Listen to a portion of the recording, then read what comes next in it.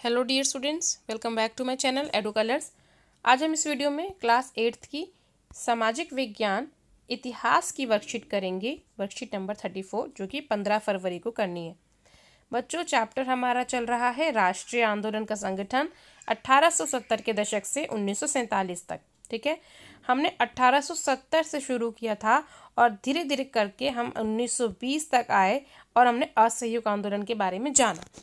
अब हम इस वर्कशीट में 1930 के आसपास की जो घटनाएं थी उनको कवर करेंगे। ठीक है, उससे पहले मेरे चैनल एडू कलर्स को आप सब ज़रूर सब्सक्राइब करें। वीडियो अच्छा लगे बच्चों तो आगे अपने फ्रेंड्स में शेयर करें। हम पढ़ेंगे अब सविनय अवज्ञा आंदोलन की ओर। सविनय अवज्ञा आंदोलन जो है 1930 में शुरू हुआ था दांडी यात्रा के बाद। तो अब हम चलते हैं कि असहयोग आंदोलन के बाद क्या हुआ। असहयोग आंदोलन के बाद गांधी जी के अनुयायी ग्रामीण इलाकों में रचनात्मक कार्य शुरू करने पर जोर दे रहे थे।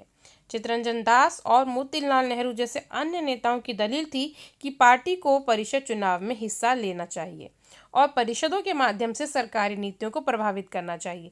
यानी कि चित्तरंजन दास और मोतीलाल नेहरू कहते थे कि हमें चुनाव लड़ना चाहिए और चुनाव जीतने के बाद जब हम सत्ता में आ जाए, ठीक है, थोड़ा तो हमारा भी एक तरीके से भागीदारी होगी, तो कहीं ना कहीं हम सरकारी नीतियों को प्रभावित कर सकते हैं। भारतीय कम्युनिस्ट पार्टी और राष्ट्रीय स्वयंसेवक संघ की स्थापना इस दशक में दो महत्वपूर्ण घटनाएं हैं। उसी दौरान जो है राष्ट्रवादी भगत सिंह भी काफ़ी वो एक्टिव थे और उन्होंने कुछ ऐसी क्रांतिकारी घटनाएं की थी जो कि इतिहास में दर्ज की जाती हैं।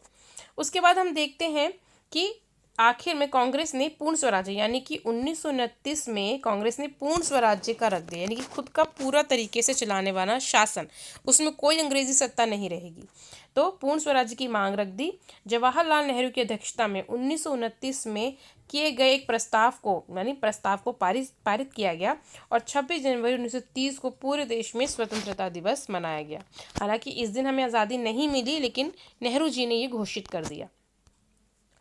पूर्ण स्वराज अपने आप आने वाला नहीं था, इसके लिए लोगों को लड़ाई में उतरना था। 1930 में गांधी जी ने ऐलान किया कि वह नमक कानून को तोड़ने के लिए आगे आएंगे। उस समय नमक के उत्पादन और बिक्री पर सरकार का एकाधिकार होता था। महात्मा गांधी और अन्य राष्ट्रवादियों का कहना था कि नमक पर टैक्स वसूलना पाप है, क्योंकि हमारे भोजन का एक बुनियादी हिस्सा है। नमक सत्याग्रह ने स्वतंत्रता की व्यापक चाह को लोगों के लिए खास शिकायत सभी से जोड़ दिया था, क्योंकि नमक ऐसी चीज़ है जो हम हर परिवार खाता है। अगर उस पर भी टैक्स लगा देंगे तो एक तरीके से मिडिल क्लास फैमिली के ऊपर प्रहार करने वाली बात है।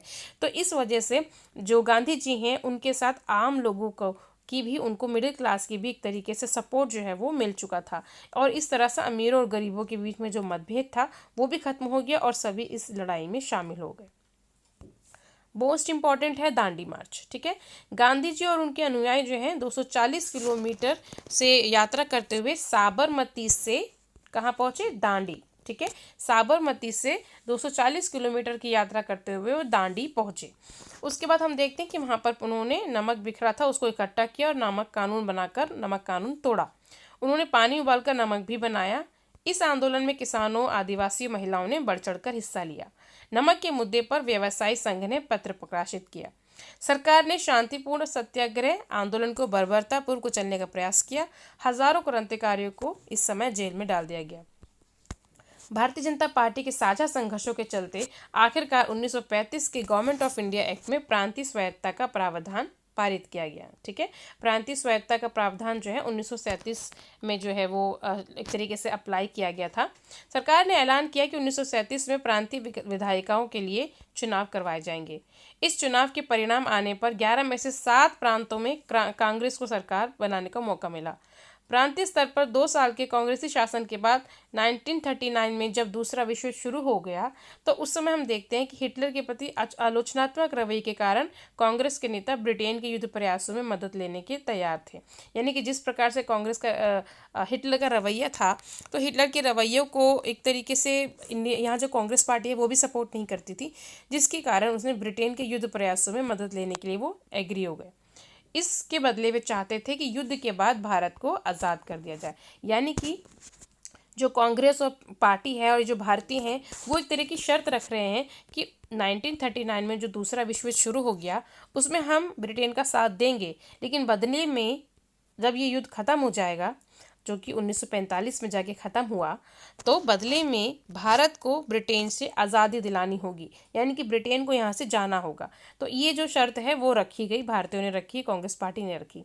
तो फाइनली हम देखते हैं अंग्रेज़ों ने बात नहीं मानी और कांग्रेस सरकारों ने विरोध में इस्तीफ़ा दे दिया, यानी कि जिस तरह से वो प्रांतीय विधायिकाओं में चुनाव जीत के गई थी, उन्होंने अपने सभी ने सरकारों ने इस्तीफ़ा दे दिया, यानी जितने भी कांग्रेसी लीडर्स थे उन्होंने इस्तीफ़ा दे दिया।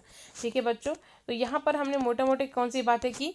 हमने बात की सविनय अवज्ञा आंदोलन की, क्यों शुरू हुआ, मतलब कि किस तरह से घटनाएं हुई। उसके बाद दांडी यात्रा के बारे में बात की, और उसके बाद थोड़ा सा हमने 1939 के दौरान जो दूसरा विश्व शुरू हो गया उस समय की थोड़ी सी घटनाओं के बारे में अभी पढ़ा।